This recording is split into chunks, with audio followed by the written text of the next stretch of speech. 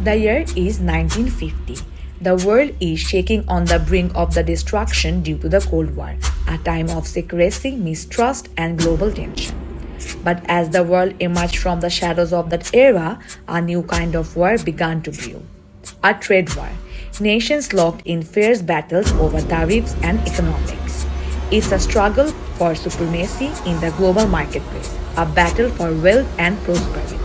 Just as the trade war seems to be settling, a new conflict is arising, one that will redefine warfare as we know it. An AI war.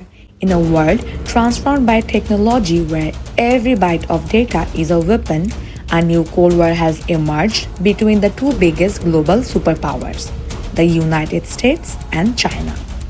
But this time, it's not about nuclear missiles. It's not about ideologies. It's about artificial intelligence. Artificial intelligence is on the horizon, a battle fought in lines of code and algorithms, not on the ground. It isn't about borders, it's about bytes. It isn't about armies, it's about AI. A world where the battleground isn't just the physical realm but the digital one. A war where nations don't march but code. This is not science fiction. This is the stark reality. This is a battle for supremacy that will shape the future of humanity.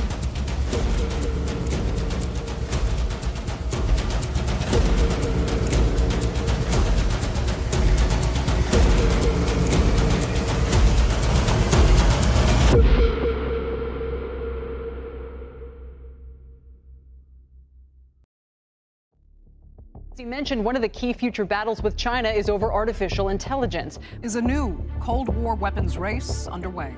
This time not for nuclear technology, but rather artificial intelligence. Artificial intelligence is transforming our world, and the race for domination has begun.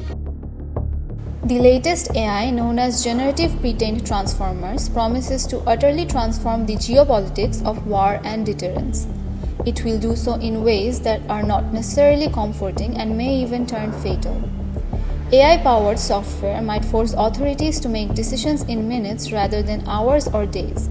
They may learn to rely far too heavily on AI strategic assessments even in nuclear conflict.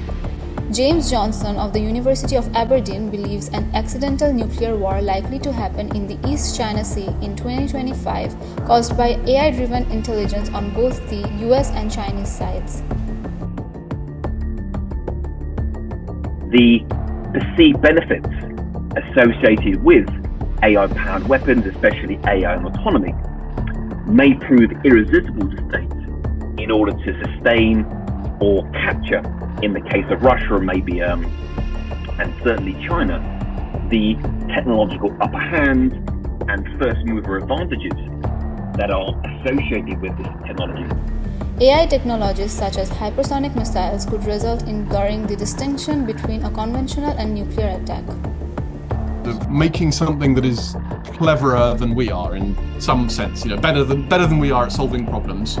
We will give it some goals. It will optimize for those goals. It will try and achieve those goals. And if we're not really careful, those goals will not necessarily be compatible with humans remaining alive. So that's the concern. The latest warning follows an urgent call by tech leaders last month, including Elon Musk, which called for a pause on AI development. Some critics say those responsible for developing the technology are giving mixed signals. The consequences of AI going wrong are severe. So we have to be proactive rather than reactive. AI is now shared by far more actors than during the Cold War, meaning that it could be used to detect nuclear arm sites, reducing the deterrent effect of keeping their locations secret. Leading military strategists warn of profound dangers if AI-driven robots begin making lethal decisions independently. If we produce things that are more intelligent than us, how do we know we can keep control? AI could also be used to target non-combatants. Swarms of small, lethal drones could target big groups of people, such as the entire population of military-aged males from a certain town, region, or ethnic group. What seems clear is that a new AI arms race is happening, and there is probably little that can be done to stop it. Artificial intelligence has been a crucial tool for many nations' militaries for years. More artificial intelligence on the battlefield carries great potential, but also higher risk. I don't think we should rest easy on that because military implementations of AI are going to be incredibly important. We need to ensure that in this next phase that the U.S. is both economically dominant, but also has military leadership as well when it comes to artificial intelligence. In an era of great power competition between the United States and China, AI will therefore play an important role in the balance of international power in the future world order. It'll be human and machine on one side, human and machine on the others, but the temporal dimension, this fleeting superiority that you may be facing, where decisions will be made that fast, it might be algorithm against algorithm. American policymakers and journalists alike have increasingly used a Cold War era analogy to describe this issue, specifically characterizing the state of US-China technological competition as an AI arms race. An intensifying military technology arms race is heightening the sense of urgency. On one side are the United States and its allies, who want to preserve a world order long shaped by America's dominance. On the other is China, which barricades the US ascendancy in the region and is challenging America's dominance in the Asia-Pacific. Ukraine's innovative use of technologies to resist Russia's invasion is heating up this competition. There's a lot of evidence of Western companies also being on the record with artificial intelligence basically helping with targeting of and essentially going through a lot of data and information to select very specific targets. There's also evidence of Western companies helping Ukraine sift through Russian communications, as well as identify visually through facial recognition and other technologies some of the Russian soldiers, units, and unit movements. In this high-tech contest, seizing the upper hand across fields including AI and autonomous weapons could determine who comes on top. Winning the software battle in this strategic competition is vital. It governs everything from weather prediction, climate change models, and testing new era nuclear weapons to developing exotic new weapons and materials that can provide a leap ahead capability on the battlefield and beyond. The United States and China have both tested large number of AI-powered drones.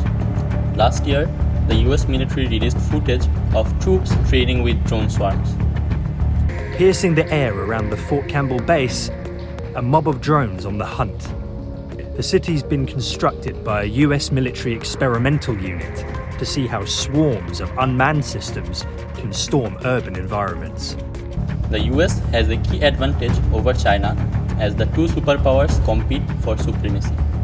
The most advanced chips used to train AI are designed in the US and built with tools from allied countries. Biden administration is trying to keep those highly advanced chips out of China and thus keep Chinese AI firms behind the curve. There are a couple of different wars going on simultaneously. There's wars between companies struggling for market share. There's also competition between nations for who gets which part of the supply chain. Beijing is intent on catching and surpassing its foreign competitors in building advanced chips. China has been spreading one CHIPS Act per year for the past decade on semiconductors R&D. Besides, Chinese autocratic corporate culture, where the CEO has absolute power over the company and is unafraid to take risks, makes execution much more effective.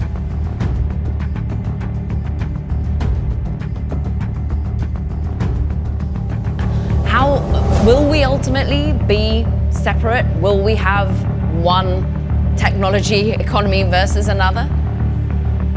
Well, when we have a situation where foreign state actors are actively rewarded and hacking into United States companies, American CEOs are actually going head to head with these state intelligence agencies. And it's a serious challenge.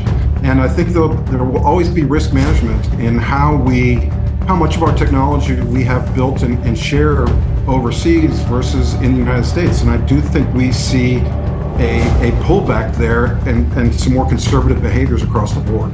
in Forbes reveals that China and the United States have reached parity in the development of artificial intelligence, but China's implementation of the technology in products and services is likely to edge ahead of the U.S. this year. China has already declared its intent to become the global leader in AI by 2030 as the U.S. and European Union fight to hold their ground.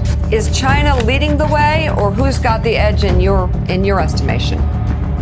Thanks. Well, as you said, China has declared their intent is to be the global leader in AI by 2030. I take them very seriously at that challenge. The U.S. has been ahead in AI for the last several decades. That's why we see innovations like ChatGPT coming out of AI labs. But as that study pointed out, China is in many ways ahead of the U.S. in deploying and using AI technologies. Well, the risk is that technology is a key enabler of political and economic and military power.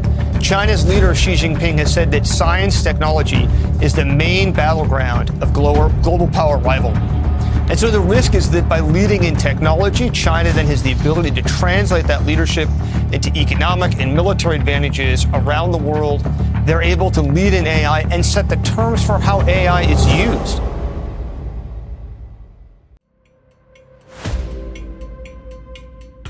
Who's winning the US-China AI race? The answer is simple but unsettling. Artificial intelligence is winning.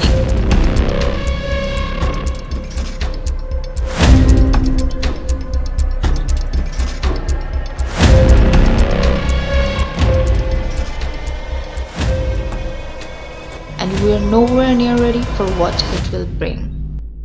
May God be with you all.